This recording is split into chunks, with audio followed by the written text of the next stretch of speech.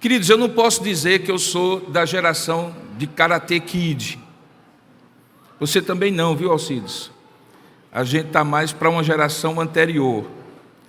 Mas eu não tenho dúvida que muitos aqui assistiram o filme. Eu não vou falar sobre Karatê, até porque não tenho autoridade sobre isso. Mas assim, aquele filme faz parte de um tipo que a gente chamaria de clichê no cinema, que é a ideia de sempre existir no roteiro de um filme a figura de um mestre que detém um conhecimento, uma sabedoria ou uma habilidade, e que dele se aproxima um aprendiz improvável, ou seja, alguém que teoricamente não serviria para qualquer missão, mas é escolhido, mesmo na sua fragilidade e limitação, e pluga ali, junta-se àquele mestre para ser treinado nas suas habilidades, nas suas competências, com o objetivo de chegar a cumprir uma missão. Esse clichê é muito comum no cinema. Eu poderia citar vários filmes em que, com nuances de diferenças, sempre vão nessa ideia. É quase como se fosse uma jornada do herói, um termo dentro da literatura que mostra essa ideia de alguém para cumprir uma missão, e a figura de um mestre que ajuda esse aprendiz improvável a amadurecer, a desenvolver as suas habilidades. A ideia por trás desse clichê é que a maturidade ela é aprendida. O desenvolvimento de habilidades é aprendido, não é algo instantâneo. Está lá, tem potencial. É possível identificar que alguém pode ser aquilo que se espera, mas ainda não está desenvolvido, ainda há imaturidade, às vezes pouca idade, às vezes pouca experiência, e nesse processo é necessário alguém para ajudar, um mais maduro para ajudar o menos maduro, um mestre para caminhar ao lado do discípulo e levá-lo naquela missão. A ideia também é que isso não acontece de maneira instantânea, não é com um estalar de dedos, é algo que tem a ver com um progresso, um crescimento paulatino, muitas vezes com idas e vindas. Toda jornada de um herói que está no processo de se tornar um mestre, um aprendiz que está no processo de se tornar um mestre, tem aquele momento em que, de repente, parece que tudo se perdeu, a pessoa falha, desiste, desanima, e de repente você fica com aquela impressão, pronto, acabou. E aí, como uma fênix, aquele processo renasce das cinzas e aí se cumpre a missão. Esse é um clichê muito comum e que mostra que a maturidade é um desenvolvimento, não é instantâneo, e que é necessário que alguém esteja ali ao lado. No caso da maturidade cristã, nós, como discípulos improváveis, lembre que não fostes vós que escolhestes a mim, mas eu que vos escolhi a vós, que nós, como fomos lembrados pelo apóstolo Paulo, Deus nos chamou não porque somos, não porque temos, não porque a nossa origem é honrosa e Deus nos honrou, mas Deus escolhe as coisas loucas para envergonhar as sábias, as fracas para envergonhar as fortes. Então, lembrados disso, no nosso processo de maturidade cristã, que é o tema que eu tenho abordado nessas manhãs de domingo de janeiro, não é muito diferente. Tanto é que no domingo passado, quando eu abri a série, eu falei sobre o fato de que maturidade não é opcional, que Deus nos fez como seres vivos em Cristo, como qualquer outro ser vivo do ponto de vista biológico, nós do ponto de vista espiritual, para que uma vez nascidos de novo, possamos crescer na graça e no conhecimento de Deus. E eu trabalhei domingo passado com os irmãos justamente o texto de Efésios capítulo 4, que não é o texto que eu vou expor completamente hoje, mas que nos mostra da necessidade de termos alguém, inclusive Deus concede à igreja alguns, são citados lá apóstolos, profetas, evangelistas, pastores, mestres, que são usados por ele como esses mestres para abençoar os mais frágeis, aqueles que estão começando, nós que estamos começando na fé cristã. No caso da maturidade cristã, portanto, nós podemos sim dizer que esse também não é um processo de uma hora para outra. Nós estamos crescendo na graça do conhecimento do Senhor, progressivamente. Em alguns momentos parece que estamos quase desistindo, quase abrindo mão daquele processo, caímos muitas vezes, infelizmente, mas não voltamos para o primeiro patamar da escada. Deus nos restaura para estar onde nós estávamos antes da queda e daí prosseguir, porque senão não haveria progresso. Mas também é necessário que alguém esteja junto com a gente e que seja o mentor, o mestre, aquele que inspira, que olha e trabalha as nossas habilidades espirituais, o nosso caráter acima de tudo, porque a vida cristã tem a ver muito mais com caráter do que com carismas e competências. É assim que Deus trabalha. Nesta manhã, no segundo estudo, na sequência dessa série, eu vou falar justamente sobre os recursos que Deus nos dá e a quem Ele usa para nos fazer amadurecer espiritualmente. Já que não podemos amadurecer a nós mesmos, como é que isso acontece? Na época em que Jesus fisicamente estava encarnado como Filho de Deus aqui, os seus discípulos tinham uma convivência pessoal, física, contínua, diária, de manhã, tarde e noite, todos os momentos da vida cotidiana, para que o próprio Senhor, imagine só, ensinasse a eles, moldasse o caráter deles, corrigisse as falhas, orientasse na direção certa. E a grande questão é que, uma vez que agora Jesus Cristo ressuscitou, e nós não temos a presença física dele, eu sou muito claro em dizer, não temos a presença física dele, não significa que não temos a presença dele, porque ele mesmo prometeu, eis que eu estarei convosco todos os dias até a consumação dos séculos. Quem é que Deus usa como recursos para que nós amadureçamos, uma vez que não temos o privilégio, como os discípulos de Jesus tinham, de convivência diária com Ele. Na convivência com Jesus e os seus discípulos, é possível encontrar sinais de que seguir a Jesus é o caminho da maturidade para aqueles discípulos. Caminhar com Ele era o caminho, era a maneira que Deus usava. Mas no nosso caso, sem a convivência física com Jesus, quais são os recursos que o Senhor tem para a nossa maturidade? Como é que nós amadurecemos espiritualmente agora? O que é que Deus nos garante? O que é que Ele provê? O que é que Ele coloca à disposição nessa prateleira do crescimento? Que produtos, que itens estão lá à disposição para que pela fé nós estendamos o braço e tomemos e usemos para o nosso crescimento espiritual? Como é que isso acontece? Eu gostaria de, nesta manhã, nessa segunda parte, justamente abordar isso. E para que você nos acompanhe, eu gostaria de convidá-lo, tanto você que está aqui como você que está à distância, a abrir no Evangelho de João, a palavra de Deus, no Evangelho de João, no capítulo 14. E nós vamos caminhar pelo capítulo 14, 15, 16 e 17. Por favor, não fique assustado. Eu não vou falar sobre 4 capítulos numa mesma exposição, mas eu vou mencionar partes desses 4 capítulos e você vai entender por quê. Então, abra sua Bíblia, por gentileza, em João capítulo 14, a partir do verso 1. Mantenha, por favor, a sua Bíblia aberta diante dos seus olhos ou o seu celular disponível. Não vá dar uma olhadinha no WhatsApp nem no Instagram, por favor, mas vá acompanhando, porque é importante que a gente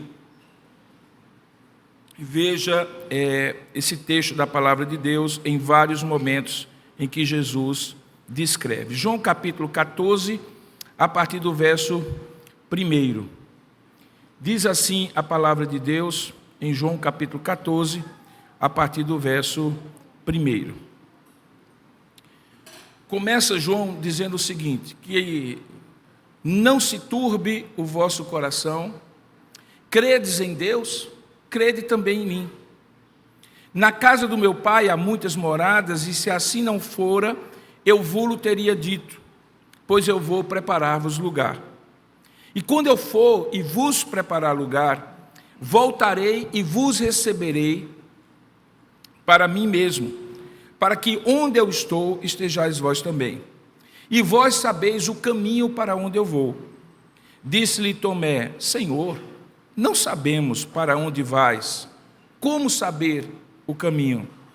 E respondeu-lhe então Jesus: Eu sou o caminho e a verdade e a vida, e ninguém vem ao Pai senão por mim.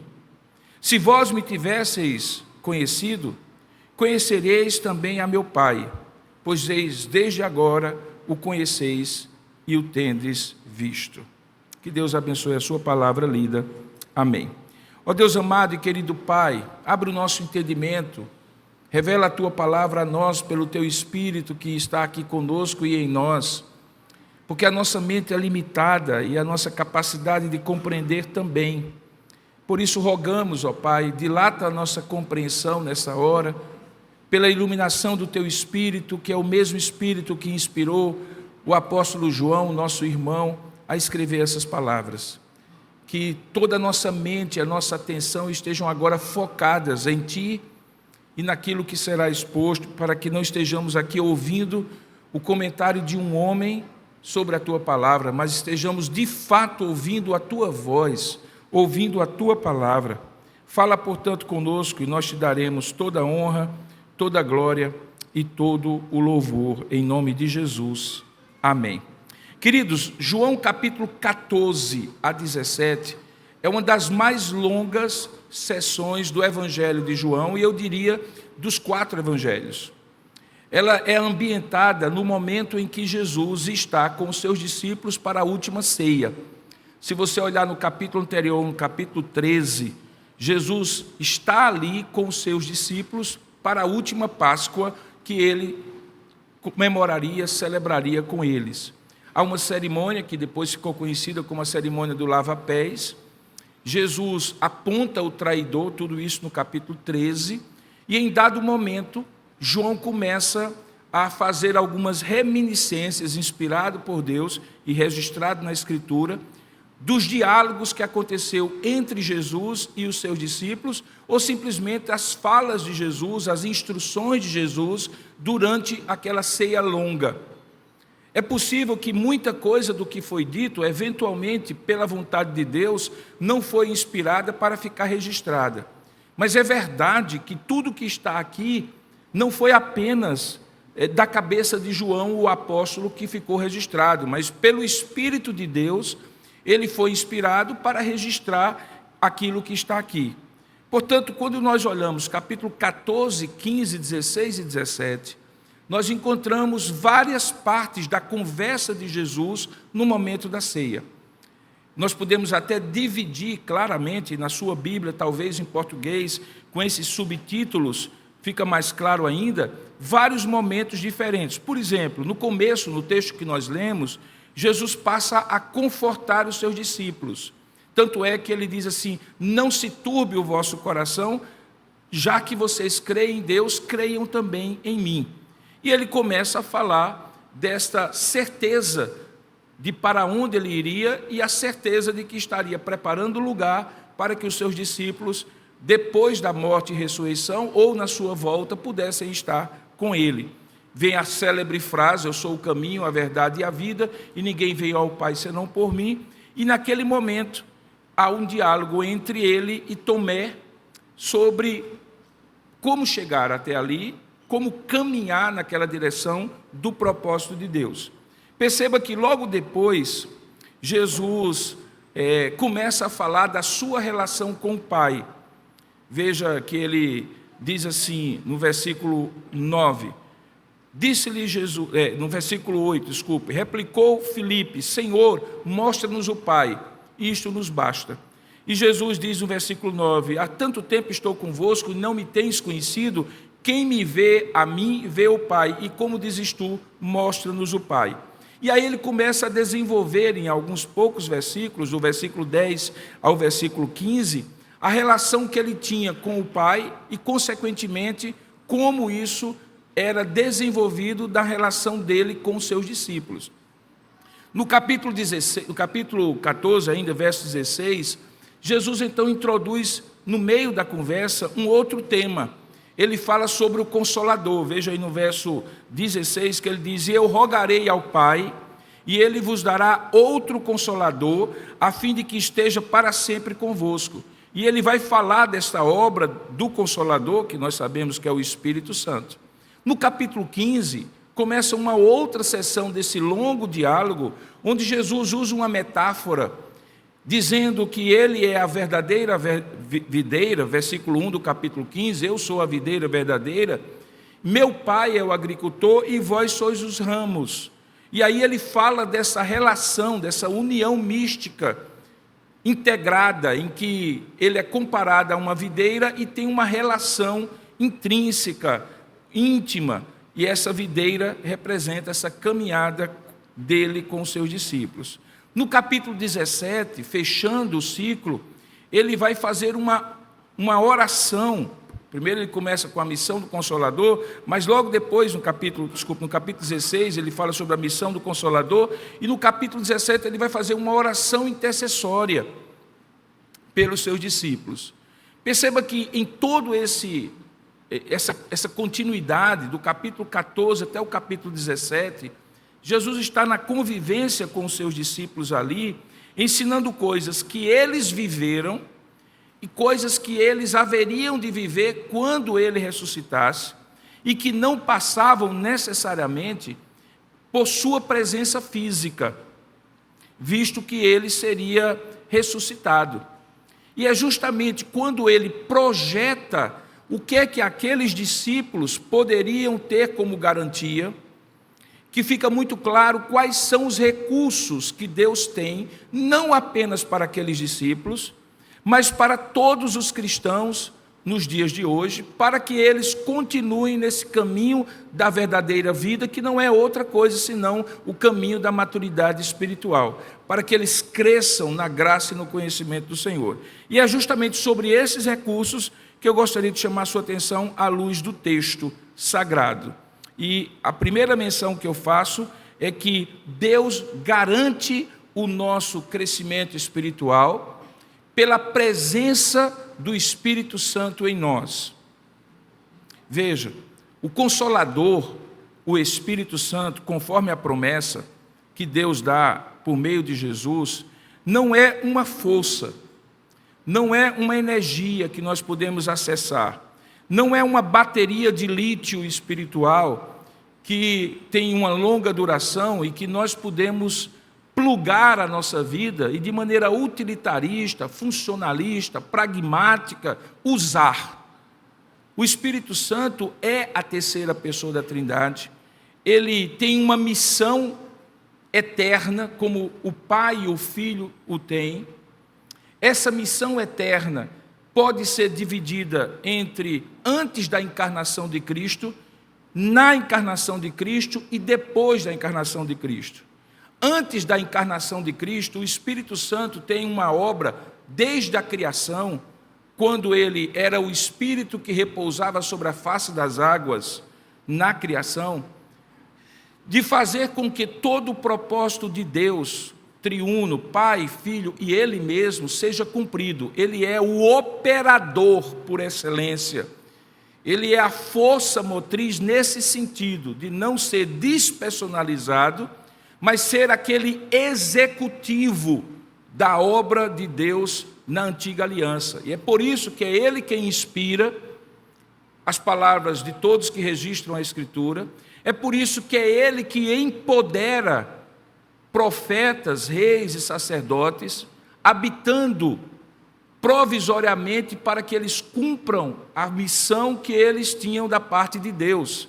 Então, quando um profeta ungia um rei, aquele ato de derramar o óleo sobre a sua cabeça era o símbolo visível da autoridade e da capacidade que Deus estava dando para aquele rei governar. E o Espírito habitava enquanto aquele rei, obviamente, estava cumprindo a sua missão. Assim acontecia com os reis, com os sacerdotes, com os profetas, com os juízes. Era um executivo e sempre será o executivo da Trindade. O Pai, o Filho e o Espírito Santo são igualmente Deus, a mesma essência, os mesmos atributos, mas funcionalmente cada um tem ao longo da história da redenção missões diferentes. Na antiga aliança, principalmente a missão do Espírito Santo era de operacionalizar os propósitos de Deus. Em Cristo, Ele é aquele que gera o Filho de Deus no ventre da Virgem Maria, empodera o Filho de Deus com poder e graça para fazer a sua obra. Portanto, em Cristo o Espírito Santo está agindo, tanto é que uma das coisas que fica notória a todos é quando Jesus opera seus milagres, sinais e prodígios, e Ele o faz no poder do Espírito Santo. Ele mesmo é Deus, mas a Bíblia diz que Ele faz no poder do Espírito Santo.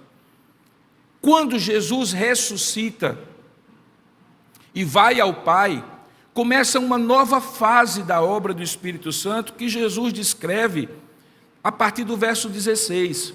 E este é o primeiro grande recurso para a maturidade espiritual. Deixa eu lhe dizer uma coisa: você não amadurece espiritualmente se o Espírito Santo não agir na sua vida. Na verdade, você nem nasce espiritualmente. Mas ao nascer espiritualmente, o Espírito Santo precisa estar agindo na sua vida. Por isso, as advertências de Paulo nas suas epístolas, de que nós não devemos entristecer o Espírito Santo, não devemos apagar a obra do Espírito Santo, não devemos, obviamente, não faremos, eleitos de Deus, blasfemar contra o Espírito Santo. E por isso a ordem de Paulo é: sede continuamente cheios do Espírito Santo. É por isso que, escrevendo aos Romanos, Paulo diz assim, que todo aquele que é de Deus tem o Espírito Santo, e aquele que não tem o Espírito Santo é o maior sinal de que de fato ele não é de Deus. E diz mais, que todo aquele que tem o Espírito Santo é guiado pelo Espírito Santo. Portanto, não existe vida cristã sem o Espírito Santo. O Espírito Santo nos gera em Cristo, o Espírito Santo nos faz amadurecer em Cristo, o Espírito Santo nos capacita, nos ilumina. Essa pregação não seria possível sem o Espírito Santo. Ao deter-se sobre o texto, para estudar o texto, qualquer pregador precisa ser guiado pelo Espírito Santo, porque a palavra é a mesma, mas a mensagem que Deus quer dar a cada um é aquilo que só o Espírito Santo sabe, o que está falando ao coração de cada um de vocês. E é um mistério, o mistério de que uma mesma palavra pregada dê conotações diferentes a cada pessoa que a ouve, no tempo presente e no tempo futuro, com essa tecnologia que permite que o sermão seja acessado posteriormente. Portanto, não há obra de Deus sem o Espírito Santo. Não há maturidade espiritual sem o Espírito Santo. O primeiro e grande recurso é o Espírito Santo. Nós não fomos abandonados com o manual do fabricante, que é a palavra, eu vou falar daqui a pouco sobre ela, e se vire sozinho, vai que é tua, Tafarel. Não. Ao mesmo tempo que ele tem instruções claras na sua palavra, ele tem o Espírito que nos é dado para iluminar a nossa compreensão da palavra, para nos capacitar a fazer aquilo que a palavra diz que devemos fazer, evitar aquilo que a palavra de Deus diz que nós devemos evitar, de modo que o poder de ouvir, crer, concordar, aceitar, confiar e fazer aquilo que a palavra de Deus instrui é exclusivamente do Espírito Santo. Veja como Jesus coloca isso. Ele diz assim no versículo 16, do capítulo 14 ainda: e eu rogarei ao Pai, e Ele vos dará outro Consolador. A palavra Consolador é a palavra Parácletos, em grego, que significa alguém que está ao lado de outra pessoa, quase que como colocando a mão sobre o ombro de outra pessoa. É a palavra usada, por exemplo, para advogados nas antigas cortes gregas. Ninguém se apresentava sem um amparo, sem um consolador, sem um paráclitos, sem um que iria promover a causa de defender aquela pessoa diante de alguma acusação. Por isso que o Espírito Santo também é chamado de o nosso advogado. Ele é o Consolador que está ao nosso lado. Ele diz: eu rogarei ao Pai, e Ele vos dará outro Consolador, a fim de que esteja para sempre convosco. Primeiro aspecto, essa ajuda não é temporária. Essa ajuda não é episódica, não é pontual. O Espírito Santo vem para habitar em nós, diz o texto, a fim de que esteja para sempre convosco. Quer você esteja num momento bom ou ruim, o Espírito Santo não pula para fora de você. Não há força no universo, não há pecado no universo que retire o Espírito Santo de dentro de você. O Espírito Santo veio para habitar. Paulo, escrevendo aos Coríntios, diz que isso lhe torna templo do Espírito Santo. Ele habita em você. Ele foi prometido e ele desceu para estar convosco, continuamente, eternamente e para sempre. Por isso ele diz que, no versículo 17, esse é o Espírito da verdade, que o mundo não pode receber porque não o vê nem o conhece. Vós, porém, o conheceis, por quê? Porque ele habita convosco e estará para sempre em vós. Versículo 17, por favor, projete. O Espírito da verdade que o mundo não pode receber, porque não o vê nem o conhece. Vós o conheceis, e conheceis por quê? Porque ele habita convosco e estará em vós. Esse verbo habitar é o mesmo verbo que traduz a ideia, desde o Antigo Testamento, de tabernáculo, a habitação de Deus com o homem. É dito acerca de duas pessoas da Trindade. Primeiro, sobre o Filho, quando diz que ele habitou entre nós, ele tabernaculou entre nós. O Verbo se fez carne e nós vimos a sua glória. Ele estava fisicamente habitando. E o Espírito Santo, em segundo lugar, é aquele acerca de quem a palavra de Deus diz que ele vem para habitar, não de maneira temporária, mas de maneira permanente. Diz mais, por conta disso, Jesus fala, verso 18, eu não vos deixarei órfãos. Lá na frente o apóstolo Paulo diz que o Espírito Santo é o nosso curador, o nosso tutor, é aquele que nos mantém firmes com o selo da promessa, com a sua habitação em nós, como a garantia e o penhor da nossa salvação. O que garante que Jesus vai voltar, cumprindo essa palavra do início do verso, quando ele diz que eu voltarei para que vós estejais comigo para sempre, é o Espírito Santo que habita em nós. Quando ele voltar e nós estivermos na glória celeste, o Espírito Santo não habitará em nós, porque nós é que estaremos habitando com o Pai, o Filho e o Espírito Santo. Mas até lá, até o último fôlego da sua vida, o Espírito Santo é o maior, o grande, o inestimável recurso com o qual você pode contar para o seu crescimento espiritual. Ele habita na sua intimidade, ele conhece os seus pensamentos. Você não tem como se esconder dele, e por isso você deve desenvolver intimidade com ele. Ele é o companheiro do seu caminho, das suas agruras, dos seus momentos de alegria em que você celebra com ele. Ele se move dentro de você, ele habita no seu coração com alegria e paz e serenidade, ele gera fruto do Espírito na sua vida. Por isso, cultivar uma vida com o Espírito Santo é o maior recurso que você pode ter na sua vida cristã. Conviva com o Espírito Santo, porque ele foi dado para habitar no seu coração. Veja que ele vai desenvolvendo o texto, e quando ele introduz o outro segundo recurso, que ele chama de as minhas palavras, e que é a palavra de Deus, ele liga com o Espírito Santo. Veja um pouquinho mais na frente. Ele diz assim no versículo 19, ainda por um pouco o mundo não me verá, vós porém me vereis, porque eu vivo e vós também vivereis. Naquele dia vós conhecereis que eu estou em meu Pai, e vós em mim e eu em vós. Aquele que tem os meus mandamentos, e ele introduz o segundo recurso, que é a palavra, aquele que tem os meus mandamentos e os guarda, esse é o que me ama. E aquele que me ama será amado por meu Pai, e eu também o amarei e me manifestarei a ele. E aí entra um outro discípulo, Judas, que pergunta assim, e não é o Iscariotes, inclusive João esclarece no verso 22, disse Judas, não o Iscariotes, então de onde procede, Senhor, que estás para manifestar-te a nós e não ao mundo? Como é, em outras palavras, que vai ser essa coisa do Senhor se manifestar a nós e não ao mundo? Porque o mundo não conhece esse Espírito, como será isso? Veja que maravilhosa resposta Jesus dá. Ele diz assim: se alguém me ama, guardará a minha palavra, e meu Pai o amará, e viremos para ele e faremos nele morada. Quem não me ama não guarda as minhas palavras, e a palavra que estáis ouvindo não é minha, mas do Pai que me enviou.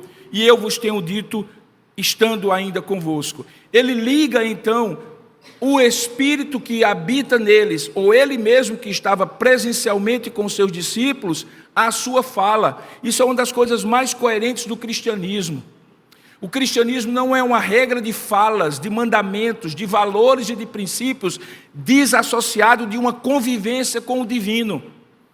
Preste bem atenção, não é apenas um livro que tem regras de funcionamento da sua vida e da eternidade. Esta palavra que é viva, que é palavra inspirada por Deus, faz sentido para você quando o Espírito Santo aplica essa palavra.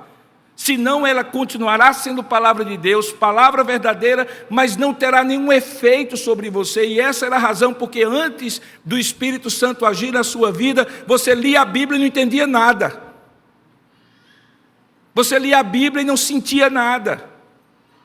Para você era como um livro de romance. Muitas vezes tão criptografado quanto o Machado de Assis. Mas quando o Espírito de Deus ilumina a sua mente, aquilo faz sentido. Porque o Espírito Santo fala pela palavra. E aí vem os dois recursos juntos, não separados. Tem gente que diz assim: eu vou desenvolver minha vida espiritual, eu vou orar, vou jejuar, vou ter experiências profundas com Deus, porque a lei mata, né? Então a palavra mata. Então essa coisa é para teólogo, para doutrinadores, essa coisa de teologia é para outros. Não. Não existe vida espiritual que desassocia Espírito Santo e palavra de Deus. A palavra encaminha o que eu preciso saber sobre o Espírito, e o Espírito testifica o que está na palavra, aplicando a mim. Sem o Espírito Santo eu não entendo a palavra. Sem o Espírito Santo a palavra não faz sentido para mim. Mas uma vez eu entendendo a palavra pela iluminação do Espírito Santo, a palavra me instrui sobre o Espírito Santo, sobre a maturidade cristã. Sabe por que isso? Porque da mesma maneira como lá na criação, preste bem atenção à relação que eu vou fazer agora, porque lá na criação, diz que no princípio criou Deus os céus e a terra era sem forma e vazia, e o Espírito de Deus pairava sobre a face das águas. Aí está o Espírito. E então diz no versículo 3, e disse Deus, haja luz, e foi pela palavra do seu poder. Hebreus diz isso, que pela palavra do seu poder ele cria e sustenta todas as coisas, que desde o início palavra e Espírito caminharam juntos. Sabe por quê? Porque são ambos Deus. A palavra se fez carne e habitou entre nós. A palavra que nós temos hoje, que a gente chama de Bíblia Sagrada, é o registro de quem Jesus, a palavra de Deus, fez, falou, e daquilo que antes dele, a palavra de Deus, proferida pelos profetas, pelos mestres, também registrou-se. E esta palavra viva, hoje é vivificada ainda mais, quando o Espírito que habita em mim e habita em você, joga luz sobre o texto sagrado, de modo que nós temos uma palavra viva na pessoa de Jesus, e nós temos uma palavra viva na Bíblia Sagrada, porque não é letra morta, não é um texto morto, não é um manual do fabricante apenas, é um texto vivo. Por isso você lê o mesmo texto em alguns momentos e Deus fala com você, segundo a sua necessidade, de diferentes maneiras, aplicando ao seu coração.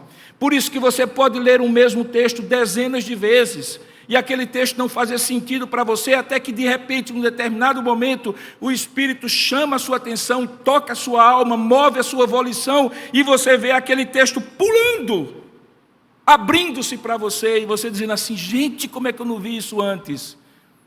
Porque palavra e Espírito Santo caminham juntos. Por isso que logo depois de falar do Consolador, Jesus introduz a ideia daquilo que ele chama de guardar a minha palavra. Ele repete no versículo 23, se alguém me ama, guardará a minha palavra. Esse guardar aqui, querido, é colocar no lugar mais secreto.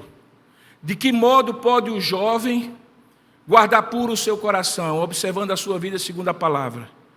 O salmista escreve o Salmo 119, o maior de todos, e a palavra de Deus está presente em todos os versículos, na forma de mandamento, de lei, de princípios, de estatutos, de ordenanças, porque Deus faz com que a palavra seja guardada, e isso expressa como um segredo, como um tesouro no meu coração, o quanto eu o amo.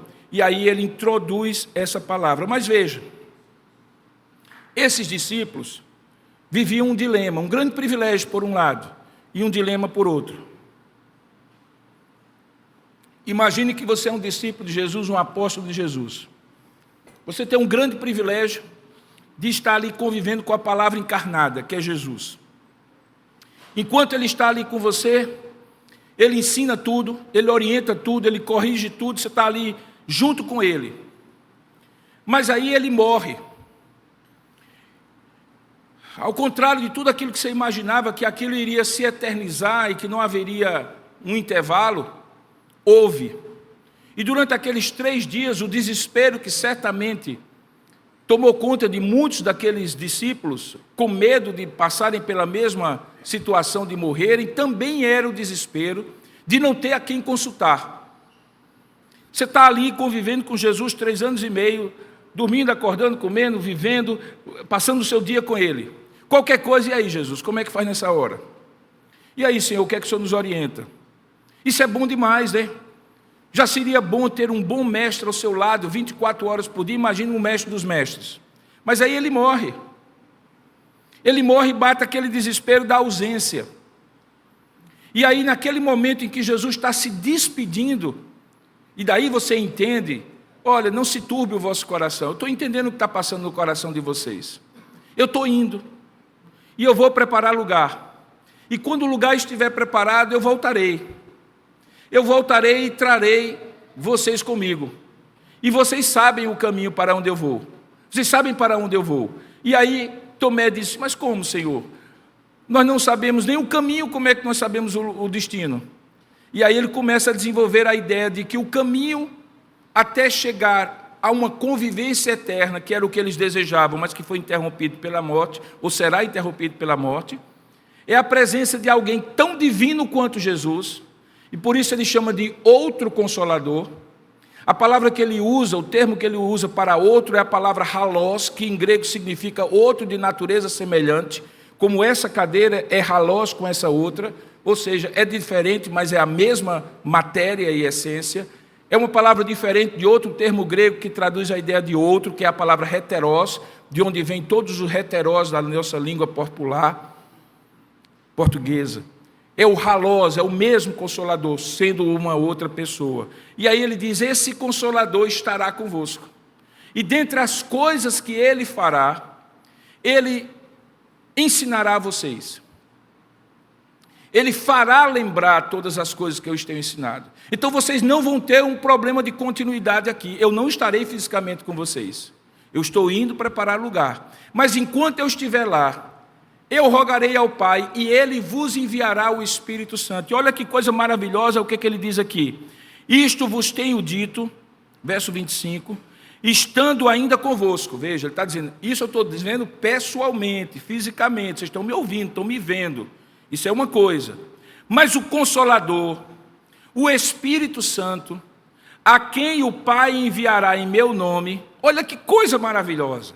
Esse vos ensinará todas as coisas e vos fará lembrar de tudo o que vos tenho dito. Ele vos ensinará todas as coisas. Vocês não vão ficar sem ensino. E não será um ensino diferente do que eu dei, porque, entre outras coisas, Ele vos fará lembrar de todas as coisas que eu vos tenho dito, porque Ele é Deus, eu também. Nós ensinamos a mesma doutrina, o mesmo ensino, a mesma palavra. Em outras palavras, Ele está dizendo assim, vocês precisarão de um guia para a vida de vocês. Enquanto eu estou aqui, sou eu. Quando eu partir, enquanto eu não voltar, será o Espírito Santo.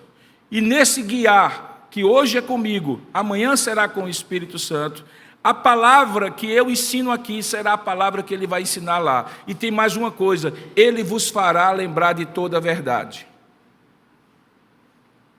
Por isso que nós estamos aqui nesta manhã, num momento que é, eu diria, natural do ponto de vista que eu estou aqui com a minha mente, raciocinando, fazendo um argumento lógico, lembrando de coisas, dissertando para você, mas não é um momento natural.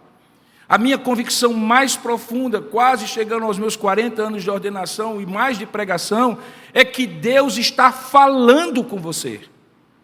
Não sou eu que estou fazendo um comentário bíblico. Eu não estou fazendo um comentário sobre a Bíblia. Eu estou fazendo o meu trabalho, a minha missão como pastor, mas quem está falando com você não é o pastor Robson. Quem está falando com você é o Espírito Santo, aplicando no seu coração as coisas que você precisa conhecer, fazendo você lembrar das verdades que um dia já lhe foram ditas e que precisam ser reafirmadas e reafirmadas e reafirmadas para se consolidar na sua vida. E isso é obra do Espírito Santo pela palavra. Ele prometeu isso aos seus discípulos que tinham convivido com Jesus, e ele promete isso a mim, que não convivi com Jesus fisicamente, mas que pelo seu Espírito me faz crer, conviver e ser guiado por ele, assim como você. Por isso que depois de dizer isso, no verso 27, ele diz: deixo-vos a paz. E aqui lembra, Jesus é judeu, aqueles discípulos eram judeus, ele está usando a palavra shalom. E o que é a palavra shalom para o judeu? Não é paz apenas. É todo o estado de bem-estar, de proteção, de provisão, de direção. É o grande guarda-chuva de Deus, é a sombra do Altíssimo que está sobre a sua vida e que lhe coloca debaixo de uma redoma espiritual, em que Ele lhe guarda, lhe abençoa, lhe nutre. É um ecossistema completo, é uma estufa espiritual. A Shalom de Deus lhe protege das intempéries de Deus. O mundo está acabando fora de você, dentro de você existe uma paz serena de quem está guardado debaixo da sombra do Altíssimo. E isso é obra do Espírito Santo.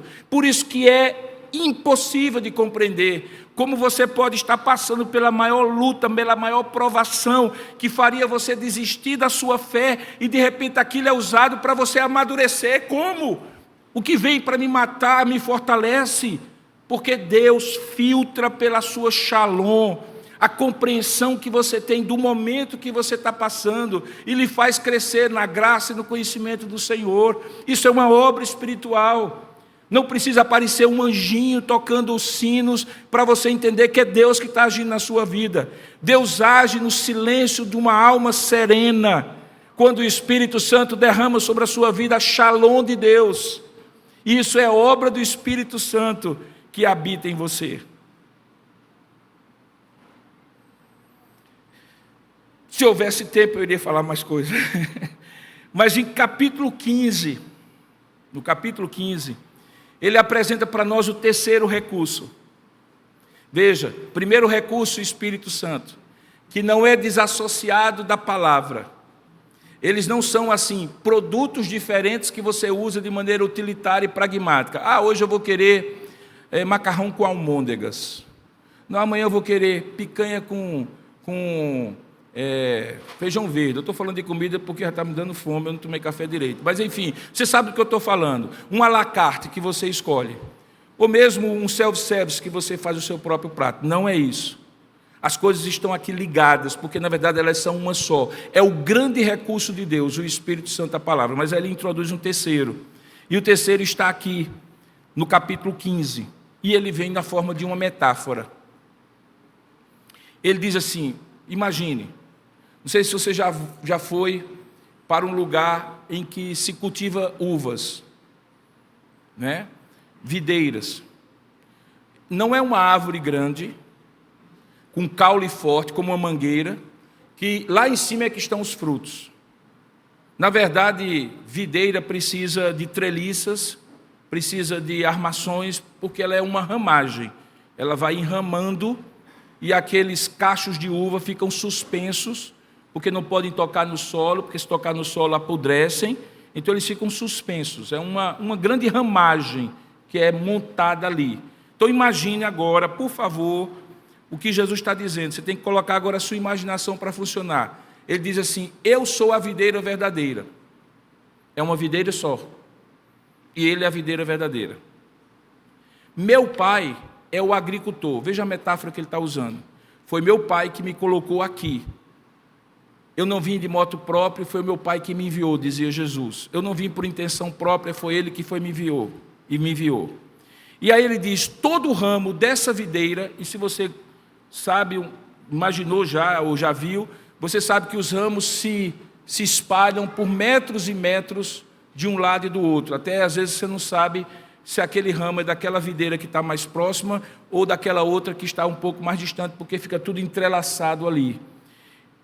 Todo ramo que estando em mim não der fruto, ele o corta, e todo o que dá fruto ele limpa, para que produza mais fruto ainda. Vós já estáis limpos pela palavra que vos tenho falado. Olha a ligação com a palavra. Permanecei em mim e eu permanecerei em vós. Como não pode o ramo produzir fruto de si mesmo, se não permanecer na videira, porque senão a seiva não passa, a nutrição não passa, assim nem vós o podeis dar, se não permanecerdes em mim. E aí ele repete: eu sou a videira, vós sois os ramos, vocês não têm vida independente de mim. Quem permanece em mim e eu nele, esse dá muito fruto, porque sem mim nada podeis fazer. Se alguém não permanecer em mim, será lançado fora, à semelhança do ramo, e secará, e o apanham, lançam no fogo e queimam. Mas se permanecerdes em mim, e as minhas palavras permanecerem em vós, pedireis o que quiserdes, e vos será feito. Nisto é glorificado o meu Pai, em que deis muito fruto, e assim vos tornareis meus discípulos. O que é que Jesus está falando aqui? De uma moeda que tem duas faces. Preste bem atenção. Ele está dizendo que, por um lado, uma face dessa moeda chama-se comunhão com ele e comunhão uns com os outros. Na teologia a gente chama de união mística. É a maneira como Deus nos coloca no corpo de Cristo, na videira. Nós somos enxertados, nós não éramos ramos naturais. Os ramos naturais eram o povo da aliança, da antiga aliança. Nós fomos enxertados e nos tornamos videira. E nós fazemos parte de todo um emaranhado de caule, de flores, de frutos, de ramos. Uma praga que se abate numa videira dizima a videira inteira. Não importa se foi lá na pontinha do galho fulano de tal ou do galho cicrano de tal. A planta está doente. Fala-se então de unidade orgânica, ou aquilo que Paulo vai falar aos Coríntios, chama-se corpo de Cristo. São várias metáforas que são usadas na Bíblia. Uma delas é de um ser vivo. E esse ser vivo representa o corpo de Cristo. Qual é o terceiro recurso que Deus nos dá para crescer espiritualmente? Isso aqui, irmãos. Isso aqui, ó. Se você tivesse ido para a praia, você teria um excelente domingo se bronzeando. Mas aqui você veio bronzear sua alma. Você veio aquecer o seu coração. É diferente. Se você vai a um restaurante, você alimenta o seu corpo. Se você vem a uma comunidade que prega o verdadeiro evangelho, administra com fidelidade os sacramentos e a disciplina, você está numa verdadeira igreja, pouco importa o nome que ela tem, e você é nutrido espiritualmente. A comunhão do povo de Deus é insubstituível. Eu falei domingo passado e vou repetir, não vou desenvolver muito esse ponto. Você pode nascer espiritualmente sozinho, mas você não cresce espiritualmente sozinho. Crente isolado em casa é presa fácil para o diabo. É como alguém que se descola de um rebanho e o lobo que está ao derredor espreitando para ver quem pode tragar, pega. E ele pega quem é fraco, quem é novo e quem está doente. Exatamente as manifestações que fazem alguém deixar de se congregar. Por isso a advertência da palavra de Deus diz assim: não deixai-vos de se congregar. A primeira coisa que o diabo faz na sua vida para lhe enfraquecer é desplugar você do corpo de Cristo, da comunhão com Cristo. Por isso que você tem que resistir com vontade ou sem vontade, com alegria ou sem alegria, do mesmo jeito que você escova os dentes, mesmo que a boca esteja amarga, que você coma, mesmo com estar sem apetite, você precisa estar na comunhão, mesmo que naquele momento você diga, eu quero ficar um pouquinho mais na cama. Ou você pensa que eu também não penso assim? Eu não tive uma noite muito boa de sono, então hoje pela manhã o despertador começou a tocar 6 horas, 6, aí eu adiar, 6:30, adiar, 7 horas, 7:30. Quando deu 8 horas, eu disse, não posso ficar mais aqui. Pulei da cama, na base do dever. Mas eu louvo a Deus porque eu estou aqui hoje. É muito melhor do que a academia que você vai sem querer e volta dizendo assim, foi pouco tempo. É uma academia espiritual, é uma comunhão, você encontra com alguém, você escuta o louvor, você faz uma oração, a palavra de Deus ministra ao seu coração, você sai empolgado, sai motivado, sai transformado, e depois você sai de casa assim, se eu não tivesse vindo, Deus não tinha falado comigo. Eu tenho certeza que vai ter gente que vai sair daqui e dizer assim, ainda bem que eu vim. Ainda bem que eu vim porque Deus falou comigo. A comunhão do povo de Deus é insubstituível, ela pode ser no grande grupo, ela pode ser no pequeno grupo, ela pode ser num eco, ela pode ser num segmento, mas onde estiverem 2, 3 reunidos e Deus estiver no meio deles, a comunhão, que é a primeira face do que Jesus fala aqui. Alguém pega essa garrafa, por favor. Por favor, coloque no colo, por gentileza. Essa comunhão, ela é insubstituível. Essa é uma comunhão que faz com que você esteja ligado na videira. Não haja uma interrupção da seiva, porque se a ceifa interromper, você vira galho seco, meu irmão. E é isso que o inimigo da sua alma quer fazer com você. É cortar a sua comunhão com Deus para que você esteja seco, dependendo só dos seus recursos. Enquanto tiver seiva no galho, ele ainda tem algum pouco. Você já experimentou isso? Corta um galho, faz uma poda e deixa num canto. Primeiro dia ele ainda está mais ou menos verde, segundo dia ele começa a amarelar, terceiro dia ele vira lenha. E tem crente que está virando lenha, porque está perdendo a comunhão, um movimento enorme, supostamente alimentado por decepções que a pessoa teve com a igreja, que é o movimento dos desigrejados, e agora a culpa é da igreja. Deixa eu lhe dizer, igreja realmente pode fazer muito mal para as pessoas, quando tem uma liderança corrupta, quando tem uma liderança fora da palavra de Deus, quando age de maneira incorreta com a palavra de Deus. Mas deixa eu dizer, igreja, apesar de poder fazer muito mal, quando faz bem, faz o melhor bem que alguém pode ter, porque é a comunhão do corpo de Cristo. E você não poderia e não deveria nunca, por uma decepçãozinha aqui, por uma chateação aquilo, por uma concordância com o pastor, porque ele não lhe deu atenção, qualquer coisa assim, dizer assim, agora eu estou fora. Igreja como a arca, tem uns cheiros esquisitos, uns bichos esquisitos, mas lá fora é dilúvio. O que é que você prefere? A arca tendo que conviver com bicho esquisito e com cheiro esquisito, ou lá fora no dilúvio, onde há condenação? Esse é um aspecto, e Jesus fala sobre isso. Mas ele fala sobre outro aspecto que também é a igreja, porque a igreja não é apenas corações amigos e braços abertos. Igreja, como recurso para a gente crescer, também é lugar de disciplina. E aqui é uma coisa muito simples, ele está falando de poda. O que é uma poda? É um ato de destruição da planta? Não. É um ato de destruição, não. É um ato de saúde. Do mesmo jeito que eu corto as unhas, do mesmo jeito que eu corto o cabelo, do mesmo jeito que um ser vivo precisa de limitações, enquadramentos, correções, a igreja de Cristo também precisa. A disciplina é a maior manifestação de que nós somos filhos de Deus, porque só os que não são filhos, Deus deixa criar como cria batata, mas quando é videira, Deus não cria como cria batata, Deus cria como cria videira. E aí por isso que ele fala que aquele que não permanece, ele corta, para que dê mais fruto ainda. E o que significa esse corte? A disciplina. O que eu estou fazendo aqui é um processo de disciplina, irmãos. Quando a gente pensa em disciplina, a gente se imagina que é aquele ato de punição quando alguém é retirado da igreja. Não. Até chegar a esse limite, que muitas vezes só chega quando há uma impenitência, uma teimosia, uma continuidade no pecado, uma rebeldia, e que dói muito mais para quem faz do que para quem recebe. É só perguntar aos pais aqui o que significa disciplinar os filhos. Se não dói mais na gente do que nos filhos, também dói mais na igreja do que nos membros da igreja. Mas até chegar lá, quando o pastor exorta, quando o pastor prega, quando alguém aconselha, quando uma instrução é dada, Deus está disciplinando o seu povo. E a Bíblia diz que o filho sábio ama a disciplina do pai. E o filho rebelde é vergonha para o seu pai e a sua mãe. Isso se aplica também à igreja. Nós não temos um propósito. Deus tem sido muito bom com essa igreja em particular, porque nós plantamos igreja com aquela ideia: é melhor ter 10 igrejas com 500 membros nessa cidade de João Pessoa do que uma igreja com 5.000. Estamos plantando igreja e veja como é que está. Mas eu não tenho nenhum propósito de que essa igreja seja uma mega igreja, uma enorme igreja. Eu não ganho R$1 a mais como pastor por mais uma pessoa que se torna membro da igreja.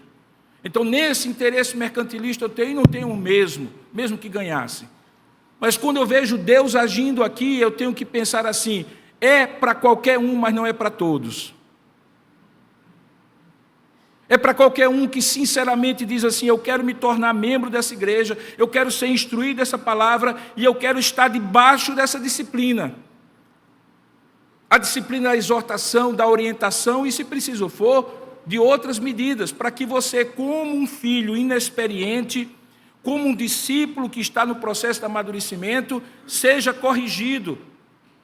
Fazendo alusão aos clichês de cinema, lembre, em alguns momentos, o mestre corrige o discípulo, porque ele tem potencial, mas não tem maturidade, e a correção e a disciplina é o que produz maturidade.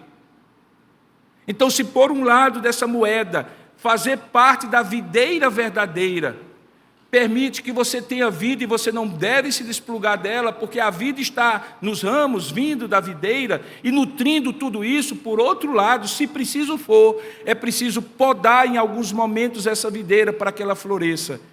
Por isso que o terceiro recurso, além do Espírito, além da palavra, é a comunhão dos santos e a disciplina da igreja. Isso faz você crescer. Toda facilidade gera flacidez.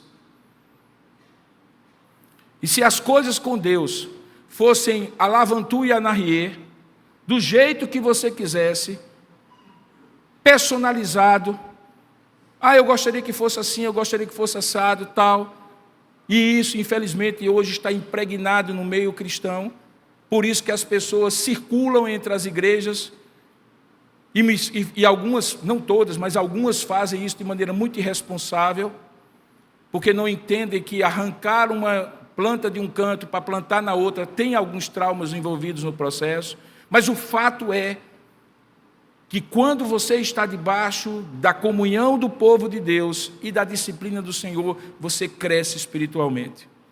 Por isso que dói em mim fazer aquilo que você precisa. Quando muitas vezes eu lhe exorto, eu lhe corrijo, quando o conselho da igreja faz isso, quando eu não deixo as coisas passarem em branco, poderia fechar os olhos e dizer assim: tem tanta coisa para pensar, essa pessoa quer fazer isso na vida dela, já é adulta, faça o que quiser. Não posso pensar nisso, não. Uma vez eu fui exortar uma ovelha, e a ovelha disse assim: pastor, quem cuida da minha vida sou eu. E eu disse: muito bem, então já que você cuida da sua vida, eu não quero você mais como minha ovelha, porque eu estou com um problema aqui, minha irmã. E o problema meu é o seguinte: Deus disse que eu tenho que cuidar da sua vida. E Ele me deu essa missão, colocou você no rebanho e disse assim: cuide dessa ovelha. E eu estou vindo aqui para cuidar de você. Mas se você está dizendo que não precisa que eu cuide da sua vida, então das duas uma: ou Deus falou comigo errado, ou é você que está errado diante de Deus. Vamos orar junto? Para ver o que é que Deus diz? Então a rebeldia hoje, que faz com que alguém pense assim: o pastor está implicando comigo, o conselho da minha igreja está implicando comigo, alguma coisa desse tipo, é só um espírito de quem não entende a poda do Senhor. A poda do Senhor faz você crescer e frutificar. Veja o que é que Jesus diz, quando Ele diz assim: olha, quem permanece em mim e eu nele, esse dá muito fruto. E diz mais: como não pode o ramo produzir fruto de si mesmo, se não permanecer na videira, nem vós o podeis dar, se não permanecerdes em mim. E aí ele diz algo mais, muito mais importante, que ele diz que vocês, e todo que dá fruto, ele limpa, para que produza mais fruto ainda. Esse é o terceiro, e eu estou chegando ao quarto e último recurso, que não está aqui nesse texto, mas já está, assim, mencionado nesse texto. Veja quando ele diz assim, olha, verso 7, se permanecer, capítulo 15 ainda, se permanecerdes em mim, veja que é uma cláusula condicional, é uma cláusula condicional, se permanecerdes em mim e as minhas palavras permanecerem em vós, pedireis o que quiserdes e vos será feito. Parece um cheque em branco, né? Mas veja, as duas cláusulas se você permanecer em mim, estiver em comunhão comigo, e as minhas palavras permanecerem em vós, eu tenho certeza que o que você vai pedir de acordo com aquilo que me glorifica. E aí você pode pedir, não tem problema nenhum. Mas se você não permanecer em mim, e as minhas palavras não permanecerem em vocês, corre o risco de você pedir o que não tem nada a ver comigo, é seu capricho. E aí eu não tenho garantia nenhuma para lhe dar de que eu vou lhe ouvir. Mas se você permanecer em mim, e as minhas palavras permanecerem em vocês, pode pedir o que quiser que eu lhe será dado. Ele menciona isso. Ele está falando de um dos meios de graça, chama-se oração, que é a possibilidade de a gente falar com Deus. Os meios de graça são o quarto recurso que Deus nos dá. Teologicamente, alguns pensam no meio de graça como a palavra, a oração, a comunhão e a disciplina. Outros ampliam os meios de graça e incluem, junto com os meios de graça, adicionam, somam o que a gente chama de disciplinas espirituais, que são aqueles exercícios espirituais que nos ajudam a crescer. Aí entra o jejum, por exemplo. O fato é que, sem querer entrar na filigrana jurídica ou teológica, de definir exatamente qual é o meio que Deus usa para lhe fazer crescer, eu costumo dizer assim, tudo o que estiver regulado pela palavra, ensinado pela palavra, e que você puder acessar, como um meio, um exercício, uma prática, que lhe faça crescer espiritualmente, é muito bom que você o faça. Então, se for para jejuar, jejue, de acordo com o que a palavra de Deus diz.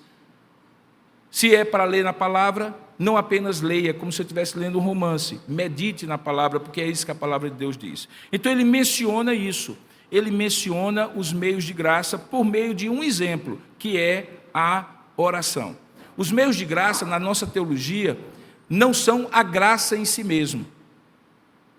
E é fácil você entender. Eu estou aqui falando desse microfone, que está conectado a uma mesa de som, e aquela mesa de som está com outros fios para essas caixas. Os meios são o fio, o microfone, a mesa, o retorno e a caixa. Mas sabe onde é que está a graça?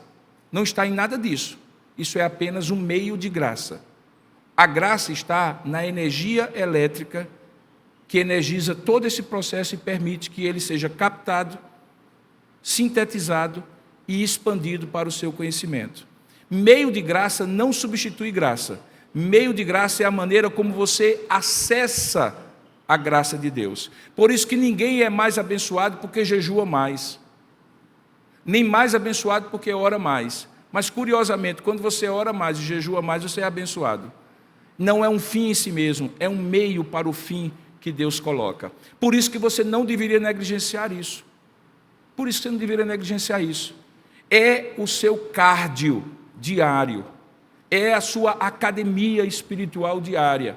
E isso tem a ver com você. Veja, são recursos que Deus dispõe, mas é você que de maneira diligente, por isso que o termo diz assim, que nós devemos usar diligentemente dos meios de graça. O que é diligentemente? Com interesse, com proatividade, com intenção, com intensidade, não de maneira negligente, não de maneira descuidada, mas de maneira intencional. E ao usar intencionalmente os meios de graça, a gente cresce na graça e no conhecimento de Deus. É o quarto recurso que Deus lhe dá.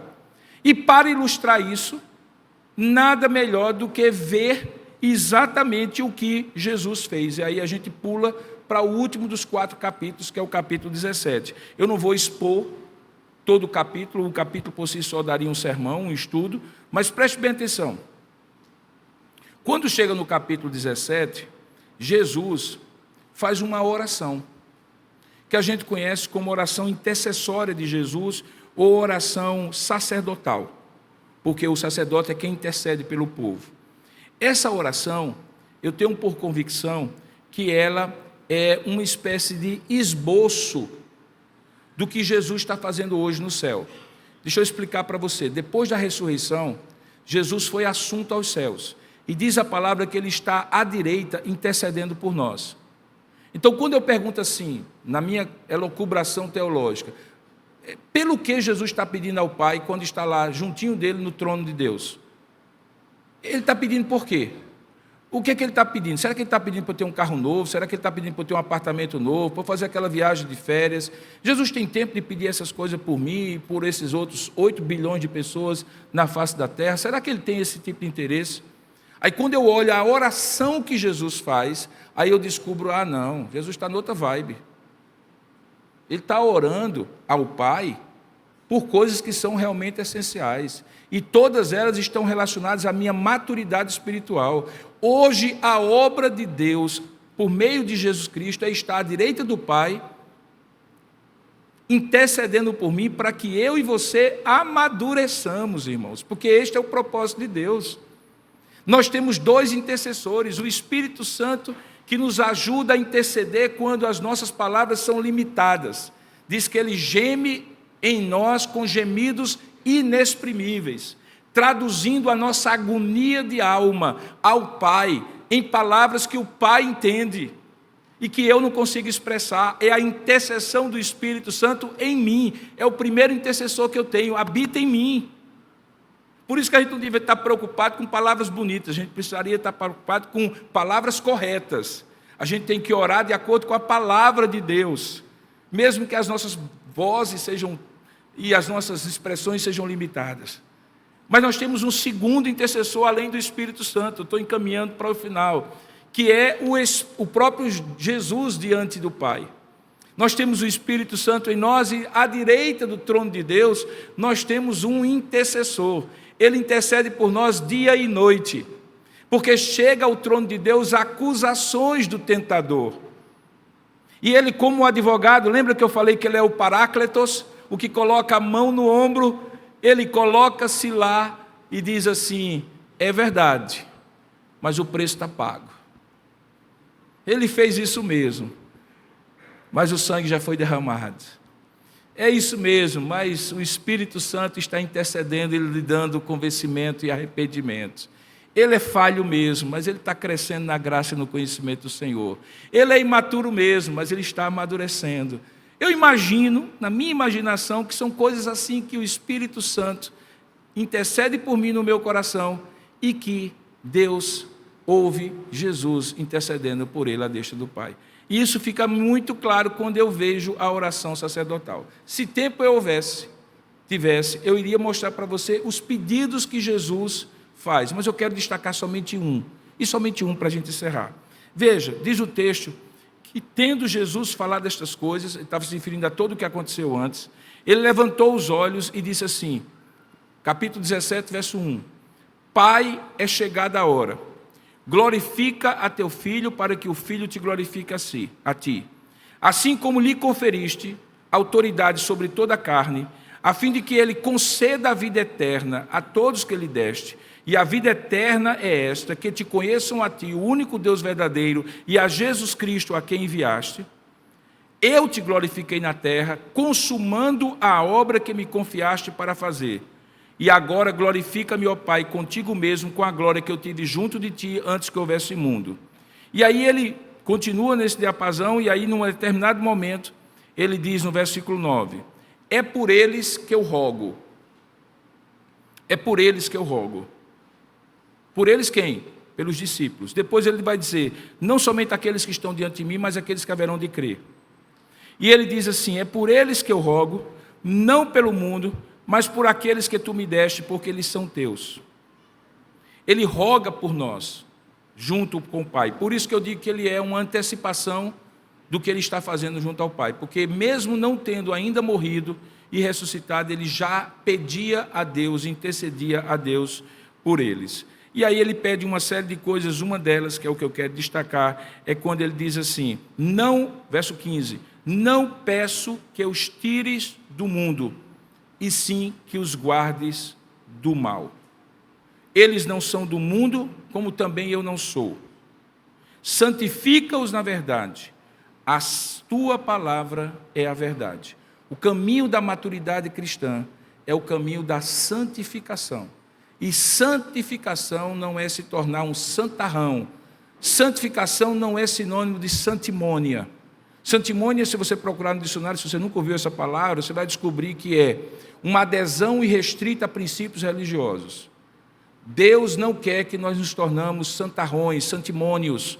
Ele não quer produzir em nós santimônia religiosa, todo um ritual que está impregnado, todo um costume, uma prática religiosa. Ele quer gerar em nós, e esta é a maturidade espiritual, uma motivação santa, uma atitude santa. Ele quer que a gente se amolde, ou seja moldado, melhor dizendo, aquele que é o padrão, Jesus Cristo. O propósito da maturidade é que a gente vá progressivamente se parecendo cada vez mais com Jesus. Que as nossas atitudes sejam semelhantes a Ele, que as palavras dEle sejam semelhantes àqueles que falam em nome dEle. Portanto, o propósito maior da intercessão de Jesus é que, nos santificando, nós amadureçamos espiritualmente, e nos amadurecendo, que nós sejamos santificados. Veja então o resumo. Quais são os recursos que Deus nos dá para que cresçamos espiritualmente? Primeiro, na caminhada, a presença constante e contínua do Espírito Santo que habita em nós. A palavra que nos guia a toda a verdade, que o Espírito usa para aplicar e nos fazer lembrar de todas as coisas. A comunhão dos santos em Cristo, que não são perfeitos, mas estão em aperfeiçoamento, e que inclui a disciplina, a poda dos ramos, e o uso diligente dos meios de graça, que ele menciona aqui a oração, e que são todos aqueles meios pelos quais Deus nos faz crescer, e as disciplinas espirituais. Agora, deixa eu lhe dizer uma coisa. Isso é como uma refeição completa. Para ser completa tem que ter cada coisa dessas aí.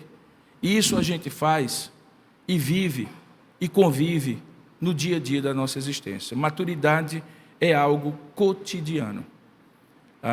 Não desanime se você olha para trás e vê pouco desenvolvimento em alguns desses aspectos.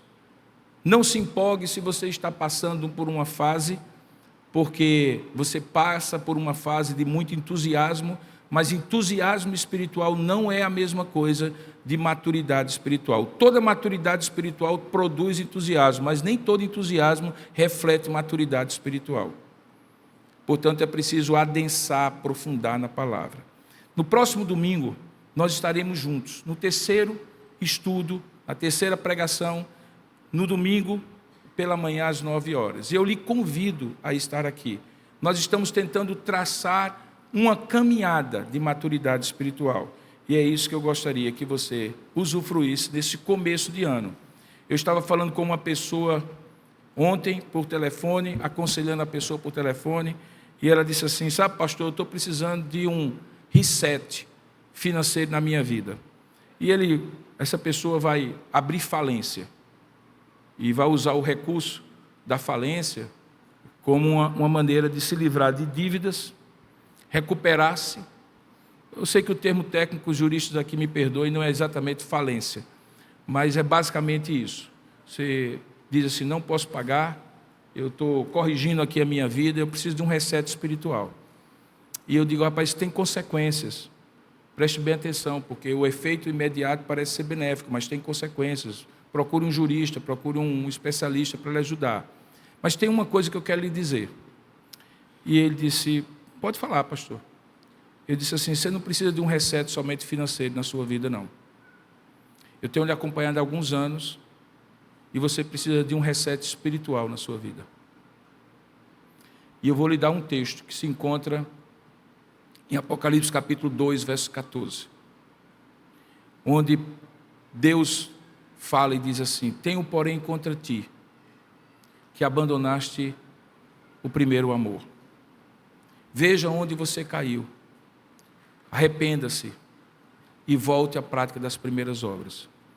A situação financeira que você está vivendo é consequência de uma série de decisões que você tomou sem consultar a Deus e, em alguns casos, contrário à vontade de Deus. Então, infelizmente, Deus está usando essa situação financeira para disciplinar você. Porque se estivesse dando tudo certo, financeiramente falando, você jamais iria pensar que algumas coisas você tomou como decisão errada. Porque a gente se ilude e pensa que tudo que está dando certo é certo. E algumas vezes Deus faz dar errado para a gente entender que é errado. Então faça um reset espiritual na sua vida, não apenas financeiro. Podemos conversar mais sobre isso? Podemos. E aí, não como jurista, mas como pastor, eu tentarei ajudar aquela pessoa a voltar ao primeiro amor.